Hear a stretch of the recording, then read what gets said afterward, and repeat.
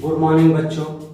आज हम लोग धातु अधातु में अर्थात तीसरे लेसन में अगला टॉपिक पढ़ेंगे आयनिक यौगिक या वैद्युत संयोजी यौगिक। आयनिक यौगिक या वैद्युत संयोजी यौगिक अंग्रेजी होता है आयनिक कंपाउंड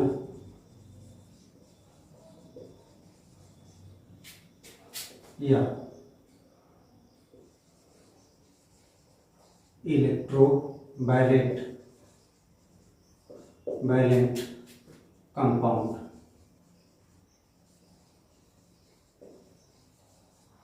इलेक्ट्रोवैलेंट कंपाउंड गौर से समझिएगा बच्चों। आयनिक यौगिक अब कहते किसको हैं?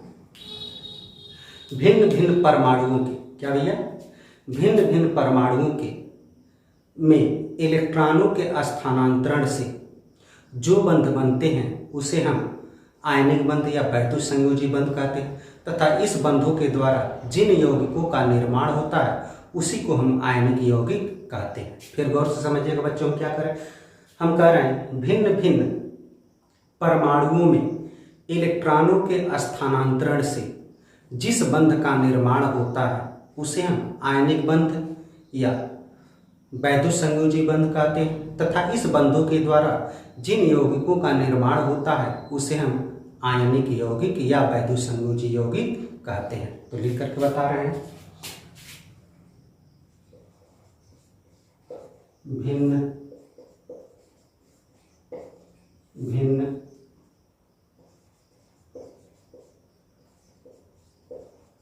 परमाणुओं में इलेक्ट्रॉनों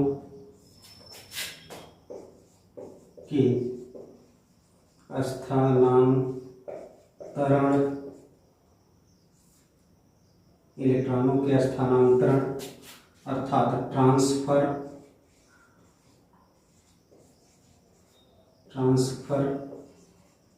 से बने बंध को आयनिक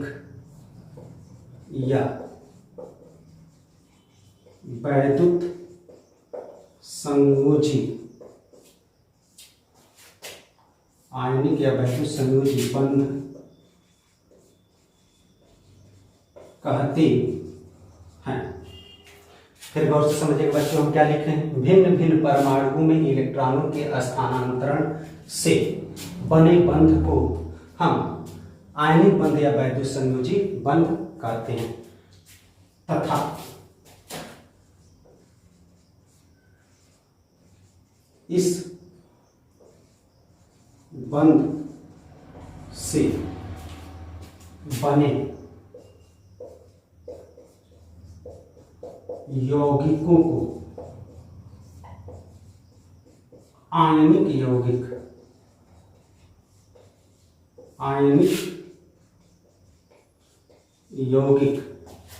कहते हैं।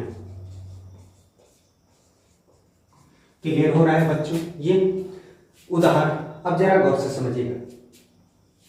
इसका एक कंडीशन होता है। क्या होता है भैया? कंडीशन होता है। वह कंडीशन कौन कौन सा होता है? नोट, गौर से समझिएगा। आयनिक यौगिक या वैद्युत संयोजी यौगिक तभी बनेंगे जब एक परमाणु धातु होगा और दूसरा परमाणु अधातु होगा। अर्थात इस प्रकार के यौगिक जो होते हैं वे केवल धातु और अधातुओं के बीच में ही बनते हैं। तो हम लिख रहे हैं आयनिक यौगिक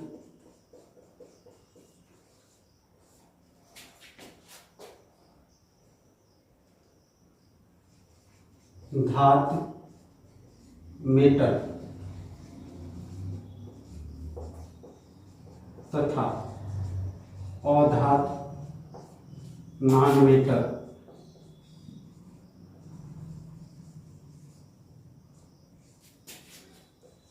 के बीच बनता है। आयनिक यौगिक कब बनता है बच्चों? आयनिक यौगिक धातु और अधातु के बीच बनता है। क्लियर हो गया? जैसे उदाहरण के तौर पे हम ले रहे हैं NaCl, KCl, MgCl2, CaCl2, K2O, Na2O, MgO, CaO आदि। ये सभी आपके क्या हैं? आयनिक यौगिक हैं। कैसे आयनिक यौगिक हैं? गौर से देखिएगा, Na, K, Mg, Ca, K2, Na2, Mg, Ca जो लिखे हैं ये सभी आपके धातु हैं। और वहीं Cl, Cl, Cl2, Cl2, O ये सभी आपके क्या हैं? अधातु। क्लियर हो रहा है बच्चों? तो इस तरह से धातु और अधातु से मिलकर के बने हुए हैं। अब समझा रहे हैं ये बने कैसे हैं, इसको जरा हम लोग समझते हैं। उदाहरण के तौर पे बच्चों, जैसे हम NaCl ले रहे हैं, NaCl, तो गौर से देखिएगा बच्चों, ये हमारा Na है, ये हमारा Cl है। तो Na का एटॉमिक नंबर हम कितना जानते हैं? 8 जानते हैं। इसका कितना जानते हैं? 17 जानते हैं। क्लियर हो गया? अगर इसका इलेक्ट्रॉनिक कॉन्फ़िगरेशन करेंगे तो 2, 8 और 7, 2, 8 और 1 होगा। इसका इलेक्ट्रॉनिक कॉन्फ़िगरेशन 2, 8, 7 होगा। क्लियर हो रहा है बच्चा? अब ध्यान दीजिएगा, सोडियम भी अपनी बाहरी सेल में 8 इलेक्ट्रॉन पूरा करना चाहेगा, अब क्लोरीन भी अपनी बाहरी सेल में 8 इलेक्ट्रॉन पूरा करना चाहेगा। तो इसके लिए ये क्या करेंगे? इलेक्ट्रॉनों का स्थानांतरण करेंगे। क्या करेंगे भैया? इलेक्ट्रॉनों का स्थानांतरण करेंगे, अर्थात यह इलेक्ट्रॉन यहाँ चलाएगा। समझ में आ रहा है बच्चों? जब यहाँ आ जाएगा तो यहाँ आपका क्या हो जाएगा? 2 और 8 होगा, और यहाँ आपका कितना हो जाएगा? 2, 8, 2, 8, 8 हो जाएगा। क्लियर हो रहा है बच्चों? यहाँ आपका 2, 8 और यहाँ आपका 2, 8, 8 हो गया। तो देखिए बाहरी सेल में 8 इलेक्ट्रॉन पूरा हो गया। इसकी वजह से एक इलेक्ट्रॉन की कमी इसके पास हो गई, अर्थात एक इलेक्ट्रॉन इसको दे दिया, ट्रांसफर कर दिया, तो इसके पास एक इलेक्ट्रॉन की कमी हो गई। तो एक इलेक्ट्रॉन की कमी होने की वजह से इसके पर कौन सा चार्ज आ जाएगा भैया? प्लस चार्ज, यानी ये प्लस चार्ज आ जाएगा।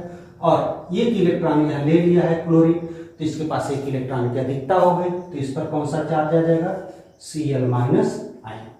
क्लियर हो गया? और ये दोनों विद्युत आकर्षण बल द्वारा, किसके द्वारा? विद्युत आकर्षण बल, विद्युत आकर्षण बल द्वारा ये दोनों आपस में बंध जाएंगे और यौगिक का निर्माण कर देंगे NaCl। समझ में आ रहा है बच्चों? चलिए इसको एक प्रकार से और आप लोगों को समझा रहे हैं। या हम ले रहे हैं, ये आपका Na है, जिसका एटॉमिक नंबर कितना होता है बच्चों? 11 होता है। ये हमारा Cl है, इसका एटॉमिक नंबर 17 होता है। अगर इसका इलेक्ट्रॉनिक कॉन्फ़िगरेशन करें तो 2, 8, 1 होगा। इसका इलेक्ट्रॉनिक कॉन्फ़िगरेशन 2, 8, 7 होगा। अब Na कितना इलेक्ट्रॉन इसके बाहरी सेल में? एक इलेक्ट्रॉन इसके बाहरी सेल में, प्लस Cl इसके बाहरी सेल में कितने इलेक्ट्रॉन है? 7 हैं। 2, 2, 4, 2, 6 और 1, 7। क्लियर हो रहा है बच्चों? अब जरा ध्यान दीजिएगा, तो ये क्या करेगा? इसको इलेक्ट्रॉन दे देगा यौगिक बनाने के लिए। तो बनेगा क्या बच्चों? जरा गौर से देखिएगा, यहाँ आपका बन जाएगा Na प्लस। समझ में क्यों बन जाएगा? क्योंकि यह अपना इलेक्ट्रॉन इसको दे दिया, अर्थात इसके पास अब इलेक्ट्रॉन की क्या हो गई? कमी हो गई। और जब इलेक्ट्रॉन की कमी हो गई तो यहाँ क्या बन गया आपका? Na प्लस बन गया। क्लियर हो गया? और यह इलेक्ट्रॉन ले लिया, यहाँ आपका क्या बन गया? Cl minus ion. तो Cl माइनस आयन न बना करके हम इलेक्ट्रॉनों को ही दर्शा दे रहे हैं। 2, 2, 4, 2, 6 और 1, 7 और एक इलेक्ट्रॉन ले लिया है, तो इसको भी हम दिखा रहे हैं। क्लियर हो रहा है बच्चों? थोड़ा सा और आगे बढ़े तो इसको इस प्रकार से भी दिखाया जा सकता है, Na plus Cl minus N। Clear हो गया। और इसके बाद जो आकर्षण होता है यही वैद्युत आकर्षण बल कहलाता है, और ये आगे बढ़ करके NaCl बना लेते हैं, यौगिक का निर्माण हो जाता है। क्लियर हो रहा है बच्चों। तो आइए एक और एग्जाम्पल लेते हैं, इसका स्क्रीनशॉट ले लीजिए। जैसे बच्चों MgCl2, तो हम Mg ले रहे हैं और यहाँ Cl दो Cl है तो एक Cl दो Cl। इसका एटॉमिक नंबर 17, इसका एटॉमिक नंबर 12, इसका एटॉमिक नंबर 17।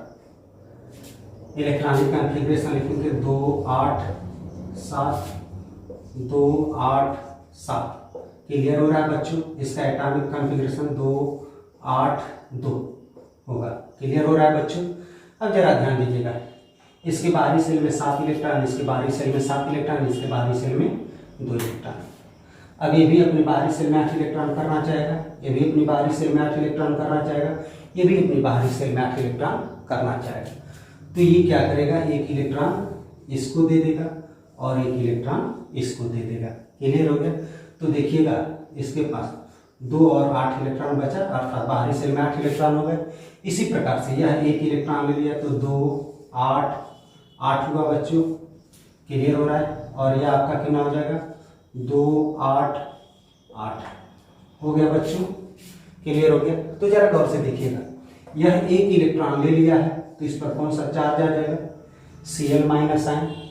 यह एक इलेक्ट्रॉन 2 इलेक्ट्रॉन दिया है, एक इलेक्ट्रॉन इसको और एक इलेक्ट्रॉन इसको, तो इस पर कितना चार्ज आ जाएगा भैया, एक इसका चार्ज और एक इसका चार्ज।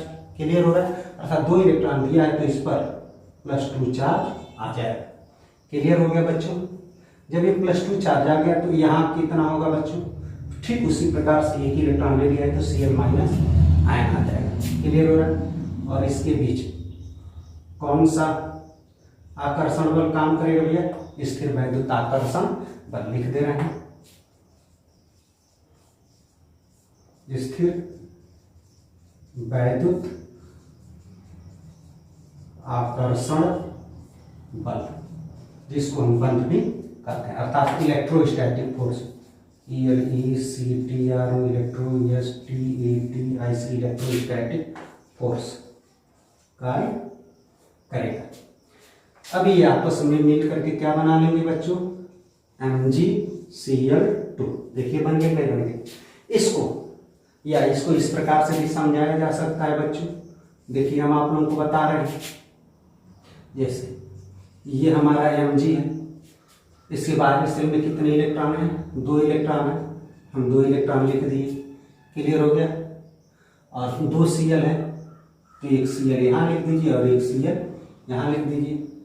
और Cl के बाहरी सेल में कितने इलेक्ट्रॉन, 7 इलेक्ट्रॉन है, तो 2 2 4 2 6 और 1 7, 2 2 4 2 6 और 7। एक चीज बच्चों ध्यान दीजिएगा, ये इलेक्ट्रॉनों को या तो डॉटेड लाइन से आप दिखा सकते हैं या तो आप बिंदु से दिखा सकते हैं। किसी भी आप चीज से दिखा सकते हैं, चाहे डॉटेड से दिखाइए चाहे बिंदु से दिखाइए, या इलेक्ट्रॉनों को दिखाने का एक तरीका है। तो इसका नाम होता है लुई डॉट स्ट्रक्चर। क्या नाम होता है भैया, लुई डॉट स्ट्रक्चर। इस डॉट का क्या नाम है, लिख दे रहे हैं, लुई डॉट स्ट्रक्चर।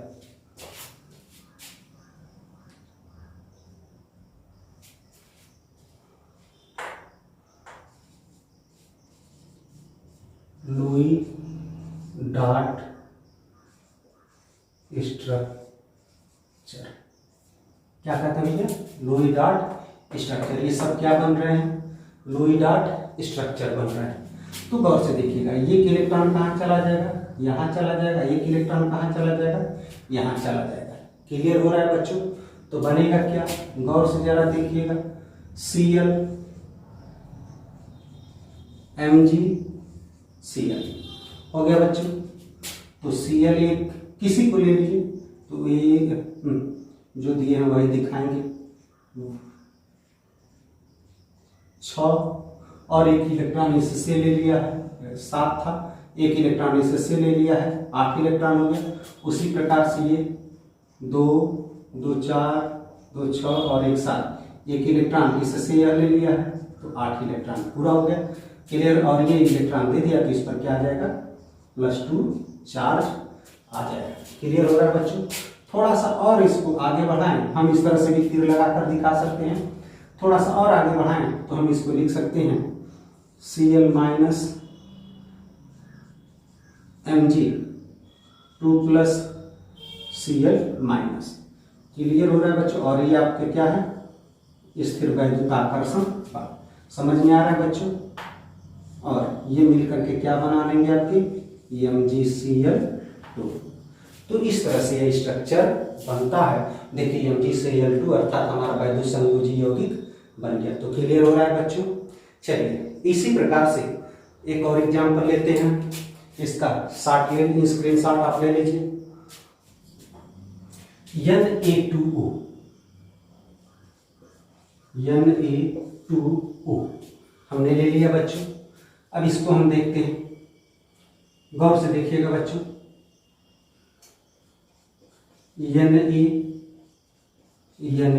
दो हो गया बच्चों, और ये आपका क्या हो गया, ऑक्सीजन हो गया। क्लियर हो रहा है बच्चों। तो हम जानते हैं कि जो ये हमारा Na है, इस Na का जो एटॉमिक नंबर होता है वह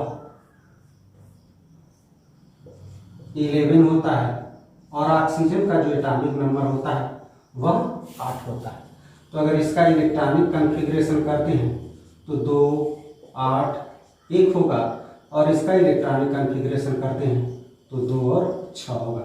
अर्थात इसके बाहरी सेल में 1 इलेक्ट्रॉन, इसके बाहरी सेल में 6 इलेक्ट्रॉन। तो 1 इलेक्ट्रॉन है तो हमने 1 इलेक्ट्रॉन यहाँ दिखा दिया, यहाँ भी 1 इलेक्ट्रॉन दिखा दिया। इसके बाहरी सेल में कितने, 6, तो 6 को हम दिखा रहे हैं, 2 2 4 2 6। अब देखिए यह 8 इलेक्ट्रॉन पूरा करना चाहेगा तो 1 इलेक्ट्रॉन क्या करेगा, इससे ले लेगा, और 1 इलेक्ट्रॉन यह इससे ले लेगा। समझ में आ रहा है बच्चों। क्लियर हो रहा है। इस तरह से थोड़ा सा और आगे बढ़ाएं तो देखिएगा बच्चों, ये आपका बनेगा Na, 1 इलेक्ट्रॉन दे दिया तो इस पर प्लस चार्ज आ जाएगा।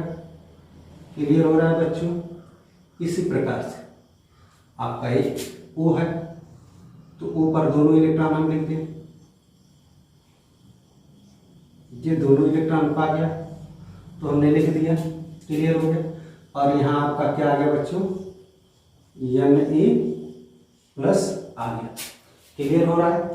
इसको हम एक प्रकार से और लिख सकते हैं, आगे बढ़ाएं तो हम लिख सकते हैं Na plus O2 minus Na plus.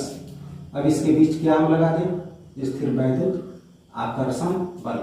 ये क्या बना लेंगे अब आपस में मिल करके, Na2 दो है तो 2 हमने लगा दिया, O देखिए बन गया। क्लियर हो रहा है बच्चों। इस तरह से स्ट्रक्चर बन गया। इसी प्रकार से आगे एक और स्ट्रक्चर हम देखते हैं बच्चों, यहाँ बता दे रहे हैं CaO का। किसका बता रहे हैं, CaO का। CaO क्लियर हो रहा है बच्चों। अब जरा ध्यान दीजिएगा, इसका अगर हम देखें तो ये हमारा Ca है, ये हमारा यहाँ लिख रहे हैं बच्चों Ca और O। तो इसका कितना होगा, 20 2 8 8 2 होगा। अब ऑक्सीजन का देख लेते हैं बच्चों, 2 6 हो गया बच्चों। क्लियर हो रहा है। तो अब इसको हम इसका लुई डॉट संरचना बना रहे हैं, देखते हैं क्या प्राप्त होता है। Ca तो 2 इलेक्ट्रॉन है, 2 इलेक्ट्रॉन हमने दिखा दिया, कितना है बाहरी सेल में, 2 इलेक्ट्रॉन है, 2 इलेक्ट्रॉन दिखा दिया। ऑक्सीजन प्लस ऑक्सीजन कितने इलेक्ट्रॉन, 6 इलेक्ट्रॉन। इसको बिंदु से दिखाइए, अब ये दोनों इलेक्ट्रॉन कहाँ चले आएंगे, ऑक्सीजन के पास चले आएंगे। क्या बनेगा, Ca2 प्लस O, चलिए इसको मिटा दीजिए, उसी तो पहले वाले जैसे बनाते हैं, 2 2 4 2 6, देखिए आ गया, क्लियर हो रहा है। अब ये थोड़ा सा और आगे बढ़ करके क्या बना लेंगे, Ca2 प्लस O2 माइनस, और एक कौन से बॉन्ड्स उससे जुड़ जाएंगे भैया, इलेक्ट्रोस्टैटिक फोर्स से जुड़ जाएंगे, और ये आपस में मिल करके क्या बना लेंगे, CaO। देखिए भैया बन गया, क्लियर हो रहा है बच्चों, समझ में आ रहा है। और ये जितने बिंदु आप लोग देख रहे हो, इसी बिंदु को एक बार और बता रहे हैं, क्या कहा जाता है भैया, लुई डॉट संरचना या लुई डॉट स्ट्रक्चर के नाम से हम लोग जानते हैं। तो क्लियर हो गया बच्चों। अब इसको आप स्क्रीनशॉट ले लीजिए, फिर आगे बढ़ते हैं। अब आइए आयनिक यौगिकों के गुण हम लोग पढ़ते हैं।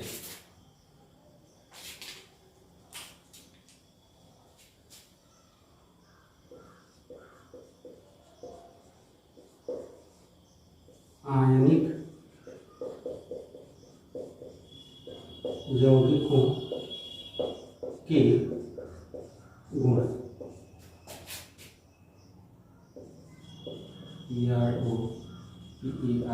PERTIES, properties of ionic compound.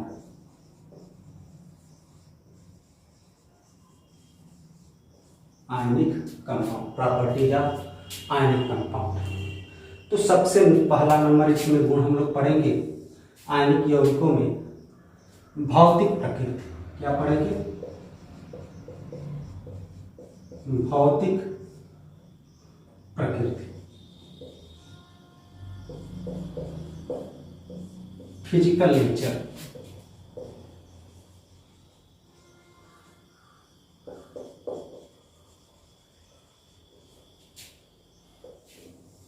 ये फिजिकल नेचर क्या होता है, गौर से समझिएगा।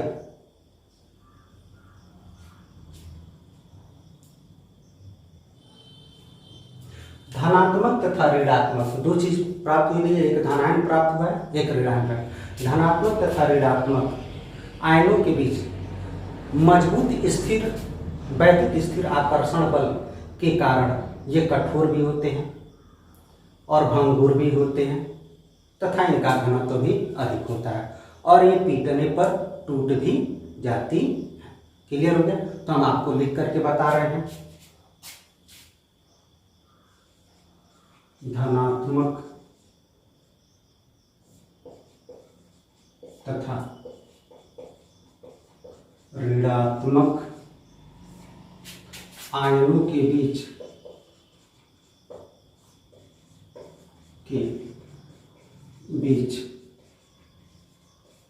स्थिर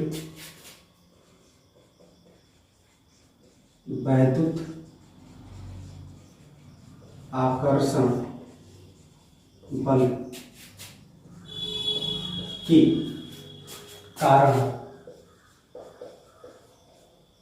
कारण आयनिक यौगिक ठोस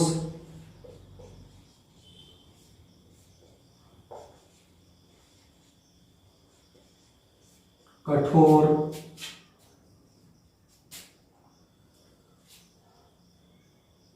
वाष्पशील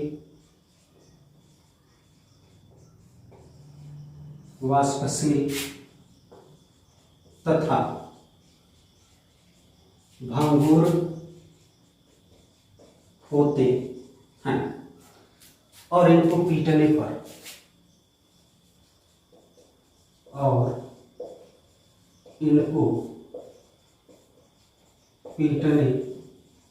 पर टूट जाते हैं। फिर गौर से समझिएगा भैया, आयनिक यौगिकों की भौतिक प्रकृति कैसी होती है। हम जानते हैं कि कोई भी आयनिक यौगिक होता है उसमें धनात्मक तथा ऋणात्मक आयन होते हैं। जैसे देखिएगा, हम आप लोग को बताए थे कि आपका यह Cl है तो Na plus Cl minus ion, देखिए धनात्मक तथा ऋणात्मक मिल रहा है नहीं मिल रहा है। तो आयनों के बीच क्या पाया जाता है भैया, प्रबल विद्युत आकर्षण बल, यानी हम आपको बताए थे इसके बीच में क्या पाया जाता है भैया, विद्युत आकर्षण बल। विद्युत आकर्षण बल, विद्युत आकर्षण बल पाया जा रहा है। स्थिर वैद्युत आकर्षण बल कहिए या विद्युत आकर्षण बल कहिए। तो इसके कारण ये क्या होते हैं, ठोस होते हैं और क्या होते हैं, कठोर भी होते हैं, वाष्पशील भी होते हैं तथा भंगुर भी होते हैं, जिनको पीटने पर ये क्या होते हैं, टूट जाते हैं। तो ये इसकी भौतिक प्रकृति हुई। क्लियर हो रहा है बच्चों। तो भौतिक प्रकृति हम लोग जान लिए। अब भौतिक प्रकृति के बाद हम लोग ये जानना चाहेंगे कि आयनिक यौगिकों का गलनांक और क्वथनांक क्या होता है। तो इसको मिटा रहे हैं इतना। दूसरा,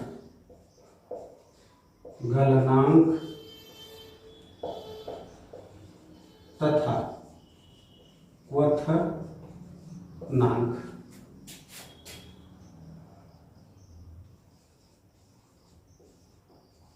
boiling point and melting point. Melting point, गलनांक और क्वथनांक के बारे में जरा जान लेते हैं। और से देखिएगा, जितने आयनिक यौगिक होते हैं उन आयनिक यौगिकों के गलनांक और क्वथनांक बहुत ज्यादा होता है। क्यों? क्योंकि इनकी अणुओं के बीच क्या पाए जाते हैं, प्रबल वैद्युत आकर्षण बल पाए जाते हैं, जिनको तोड़ने के लिए अधिक ऊर्जा की आवश्यकता पड़ती है। तो लिख करके हम आपको बता रहे हैं।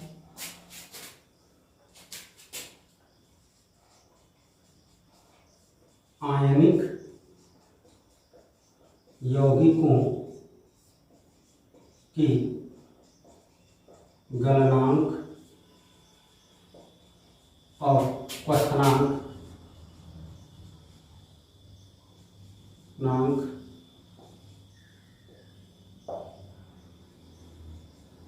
बहुत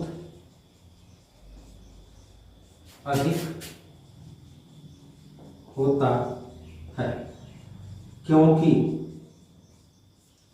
इनके अणुओं के बीच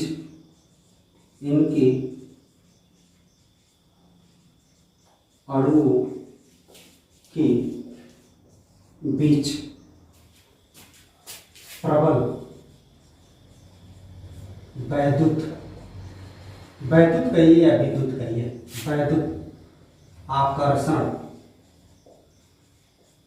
बल, जिसको क्या अंग्रेजी में कहते हैं, इलेक्ट्रोस्टैटिक फोर्स होता है, पाया जाता है, जिसको तोड़ने के लिए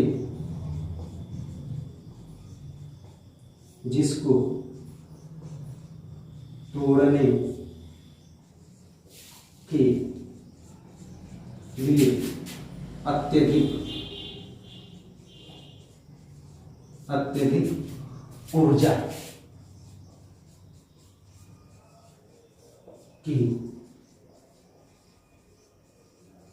आवश्यकता पड़ती है। यही कारण है कि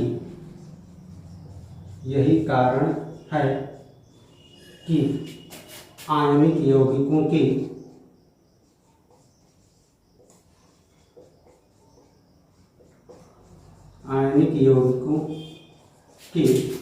गलनांक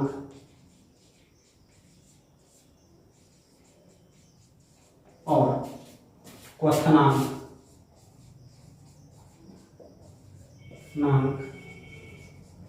ज्यादा होते हैं। क्लियर हो गया बच्चों। फिर एक बार आप लोगों को बताते हैं कि इनके गलनांक और क्वथनांक कैसे होते हैं। आयनिक यौगिकों के गलनांक और क्वथनांक बहुत अधिक होते हैं। क्यों अधिक होते हैं? इसलिए अधिक होते हैं कि उनके अणुओं के बीच प्रबल विद्युत आकर्षण बल पाए जाते हैं। क्या पाए जाते हैं?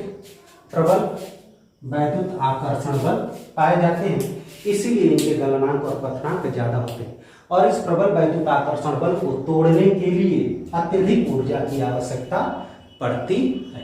तो क्लियर हो रहा है बच्चों, इतना समझ में आ रहा है? तो इसका स्क्रीनशॉट ले लीजिए, फिर आगे बढ़े। विलेयता,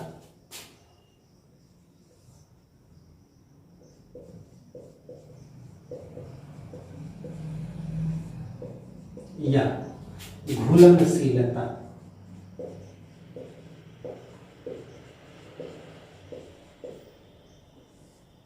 सॉल्युबिलिटी,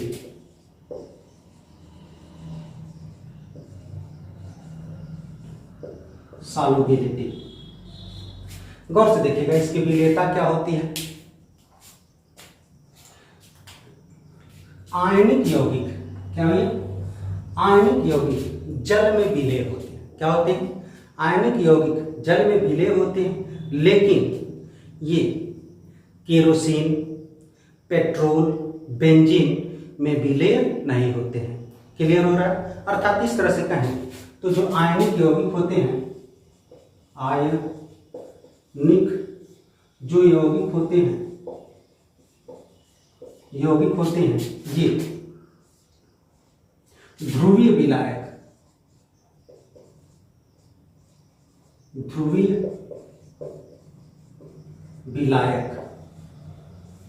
में क्या होते हैं भैया? विलेय होते हैं। क्या होते हैं?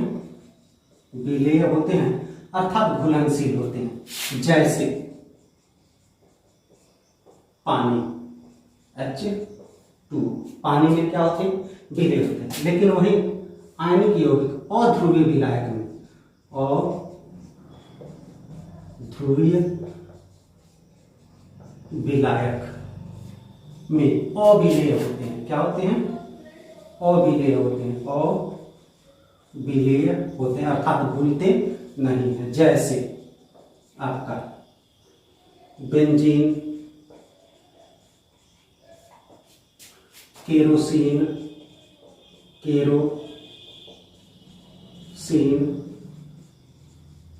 पेट्रोल।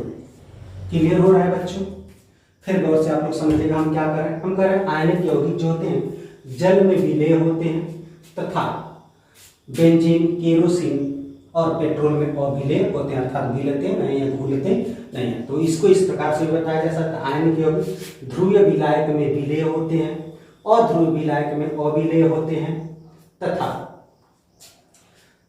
उदाहरण के तौर पे ये जल हो गया, जल आपका ध्रुवीय विलायक है, इसमें विलेय होते हैं, और आपका बेंजीन, केरोसिन, पेट्रोल अध्रुवीय विलायक है, तो इसमें ये विलेय नहीं होते हैं। क्लियर हो रहा है बच्चों?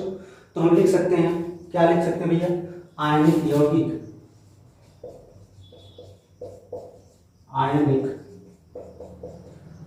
यौगिक जल में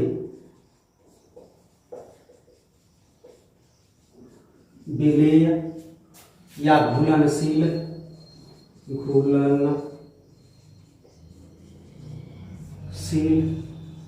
तथा बेंजीन,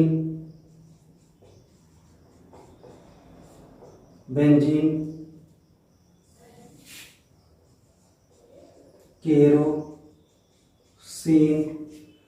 पेट्रोल में विलेय होते हैं। क्लियर हो रहा है बच्चों ये पॉइंट? बोलेगा तो अब आगे बढ़ते हैं चौथे पॉइंट पे। इसकी चालकता हमको देखना है। क्या देखना है? चालकता। अब अगला पॉइंट, विद्युत चालकता।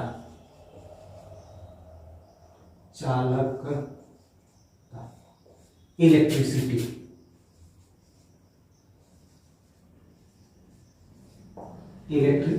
हमको देखना। गौर से समझिएगा बेटा, आयनिक यौगिक जो होते हैं ठोस अवस्था में विद्युत के कुचालक होते हैं। आयनिक यौगिक क्या होते हैं भैया? जैसे आपका यह आयनिक यौगिक है, ठोस अवस्था में,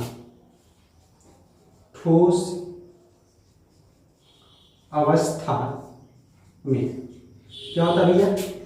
विद्युत का कुचालक होता है, कुचालक। किसका कुचालक होता है? विद्युत का कुचालक होता है, अर्थात इसमें विद्युत धारा नहीं प्रवाहित की जा सकती है। लेकिन जलीय विलयन में, किसमें भैया? जलीय विलयन में ये क्या होते हैं? सुचालक होते हैं। क्या होते हैं? सुचालक होते हैं। क्या होते हैं भैया? सुचालक। तो गौर से देखिएगा, ऐसा क्यों होता है? आयनिक यौगिक जो होते हैं वे ठोस अवस्था में कुचालक होते हैं और जलीय विलयन में सुचालक होते हैं। ऐसा क्या होता है? जैसे उदाहरण के तौर पे हम नमक ले रहे हैं, NaCl। यदि नमक ठोस ले रहे हैं, कैसा ले रहे हैं? ठोस। यहाँ लिख दे रहे हैं NaCl ठोस अवस्था में यदि नमक हम ठोस अवस्था में ले रहे हैं, क्या ले रहे हैं भैया? ठोस अवस्था में ले रहे हैं, तो इसमें विद्युत धारा प्रवाहित नहीं होगी। क्यों नहीं होगी? क्योंकि NaCl जो है, अर्थात यह नमक है, नमक के जो आयन है वे अलग अलग नहीं हैं, सभी एक में जुड़े हुए हैं। क्लियर हो गया? इसीलिए इसमें विद्युत धारा प्रवाहित नहीं की जा सकती। लेकिन यदि NaCl, क्या ले लें? NaCl का जलीय विलयन ले लें, जलीय विलयन ले लें, अर्थात नमक को अब जल में हम क्या कर दें? घोल दें। जब नमक को जल में घोलेंगे तो नमक क्या होगा भैया? अपने आयनों में टूट जाएगा और आयन स्वतंत्र हो जाएंगे।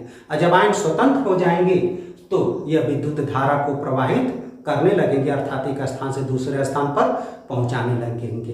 तो ये चीज आपको बता रहे हैं बच्चों कि आयनिक यौगिक जो होते हैं,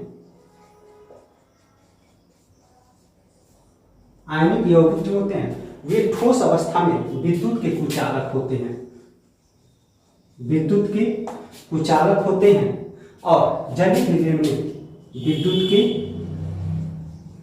सुचालक होते हैं। जैसे नमक को ठोस अवस्था में ले तो उसमें विद्युत धारा प्रवाहित नहीं की जा सकती है, लेकिन जलीय विलयन में तो विद्युत धारा प्रवाहित हो सकती है। ऐसा इसलिए होता है कि ठोस अवस्था में उसके आयन नहीं होते हैं और जलीय विलयन में उसके आयन होते हैं और वे स्वतंत्र अवस्था में हो जाते हैं, जो विद्युत धारा को एक स्थान से दूसरे स्थान पर प्रवाहित कर सकते हैं। इस तरह से आपका यह टॉपिक समाप्त हुआ। Thank you.